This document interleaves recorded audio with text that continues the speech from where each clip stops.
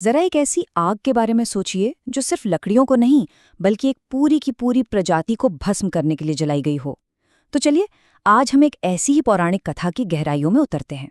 ये कहानी है एक बेटे के बदले की, एक विनाशकारी यज्ञ की और उस असाधारण ज्ञान की जिसने इस पूरी तबाही को होने से रोक दिया। और यही सवाल इस पूरी कहानी का दिल है। एक ऐसा सवाल जो हमें सोचने पर मजबूर कर देता है कि आखिर किसी के व्यक्तिगत दुख और सार्वभौमिक कर्तव्य के बीच वो महीन सी रेखा कहाँ होती है। अक्सर ऐसा होता है कि बड़ी बड़ी तबाहियों की जड़ें एक छोटी सी अनजाने में हुई भूल में छिपी होती हैं, और इस कहानी की शुरुआत भी बिल्कुल ऐसी ही थी। एक भूल जिसने घटनाओं की एक ऐसी लड़ी शुरू की जिसका अंत प्रलयकारी होने वाला था। तो हुआ ये कि राजा परीक्षित प्यास से बहुत व्याकुल थे और इसी हालत में उन्होंने ध्यान में लीन एक ऋषि का अपमान कर दिया, और इसका अंजाम बहुत भयानक। ऋषि के बेटे ने राजा को सर्पदंश से मृत्यु का श्राप दे दिया, और ठीक 7वें दिन सर्प राजा तक्षक ने इस शाप को सच कर दिखाया। पिता की मृत्यु से टूटे और क्रोध से भरे राजा जन्मेजय के मन में प्रतिशोध की ज्वाला ऐसी धधकी कि उन्होंने प्रण ले लिया कि वो पृथ्वी से हर एक सर्प का अस्तित्व मिटा देंगे। जन्मेजय के इन शब्दों में सिर्फ पिता को खोने का दुख नहीं था, बल्कि एक भयानक संकल्प था। उनका निशाना एक सर्प नहीं बल्कि पूरी की पूरी सर्प जाति थी। और इसी संकल्प ने इतिहास के सबसे भयानक युद्धों में से एक को जन्म दिया। एक ऐसा यज्ञ जिसका सिर्फ एक ही मकसद था, सर्वनाश। इस यज्ञ का नाम था सर्पमेध यज्ञ। देखिए, यज्ञ आमतौर पर एक पवित्र अनुष्ठान होता है, लेकिन ये यज्ञ पवित्र बिल्कुल नहीं था। ये प्रलयांकारी था। इसके मंत्रों में इतनी शक्ति थी कि दुनिया के किसी भी कोने में छुपा सर्प खुद ब खुद खींचा चला आता और सीधा उस यज्ञ की आग में भस्म हो जाता। समझ लीजिए, ये विनाश का एक ऐसा हथियार था जिसे रोका नहीं जा सकता था।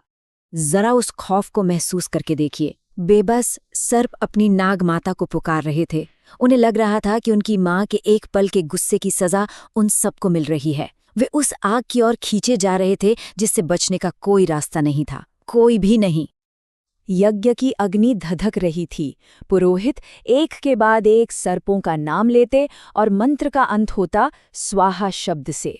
हर स्वाहा के साथ, जिसका अर्थ है ये आहुति स्वीकार हो, एक और जीवन उस प्रचंड अग्नि में समा जाता। उस वक्त ये शब्द विनाश का दूसरा नाम बन चुका था। जब सर्वनाश निश्चित लग रहा था, जब सब कुछ खत्म होता दिख रहा था, तब उम्मीद की एक किरण दिखाई दी। एक ऐसा नायक सामने आया जिसके पास शस्त्र नहीं बल्कि शास्त्र थे। ये थे बाल ऋषि आस्तिक, नाग देवी मनसा के पुत्र। उम्र में छोटे पर ज्ञान और तप की शक्ति में अपार। उनकी माँ ने उन्हें बस एक ही लक्ष्य दिया था, इस महाविनाश को रोकना, और उनके हथियार कोई अस्त्र शस्त्र नहीं बल्कि विवेक और धर्म का गहरा ज्ञान।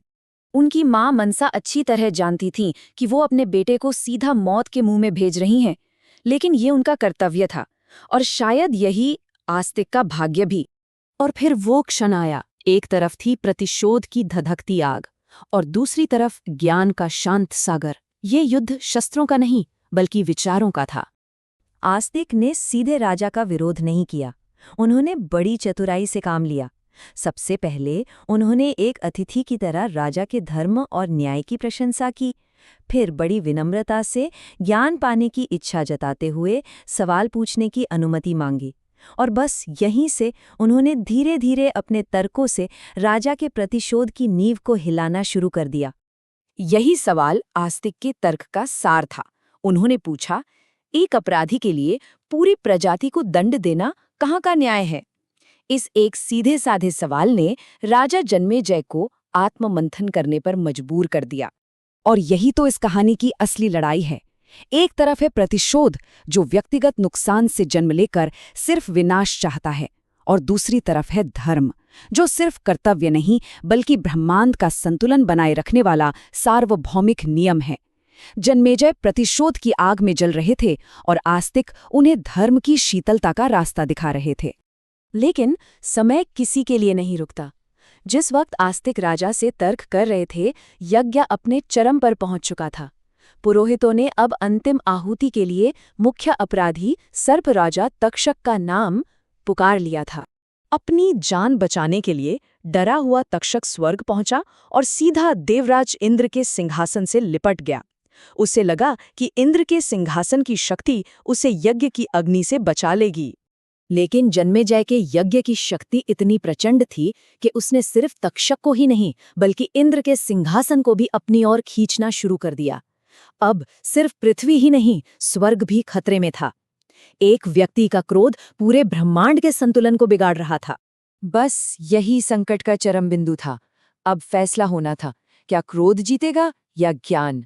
क्या विनाश का ये चक्र जारी रहेगा या कोई उसे तोड़ेगा? और अंत में ज्ञान की जीत हुई। आस्तिक के तर्कों ने राजा जन्मेजय की आंखों से प्रतिशोध की पट्टी हटा दी। उन्हें अपनी भूल का एहसास हुआ और उन्होंने तुरंत उसी क्षण यज्ञ को रोकने का आदेश दे दिया। और इस एक निर्णय के साथ ही सब कुछ बदल गया। राजा जन्मेजय ने प्रतिशोध का चक्र तोड़ दिया। पूरी सर्प जाति महाविनाश से बच गई। इंद्र और तक्षक अग्नि से सुरक्षित रहे और बाल ऋषि आस्तिक केवल अपने ज्ञान के बल पर अपने असंभव लगने वाले लक्ष्य में सफल हुए। और इस महान विजय के बाद भी आस्तिक ने इसका श्रेय खुद को नहीं दिया बल्कि अपनी मां के आशीर्वाद को दिया। ये दिखाता है कि सच्चा ज्ञान हमेशा अपने साथ विनम्रता लेकर आता है। तो ये कहानी एक दुष्चक्र की है। एक भूल से श्राप, श्राप से प्रतिशोध और प्रतिशोध से महाविनाश। लेकिन अंत में ज्ञान के सिर्फ एक काम ने इस पूरे विनाशकारी चक्र को हमेशा के लिए तोड़ दिया। और ये कहानी हमें इसी अहम सवाल के साथ छोड़ जाती है, न्याय कब प्रतिशोध बन जाता है? वो कौन सी महीन रेखा है जिसे पार करते ही इंसाफ तबाही का रूप ले लेता है? ये एक ऐसा प्रश्न है जो सदियों पहले भी उतना ही प्रासंगिक था जितना आज है। इस पर विचार जरूर कीजिएगा।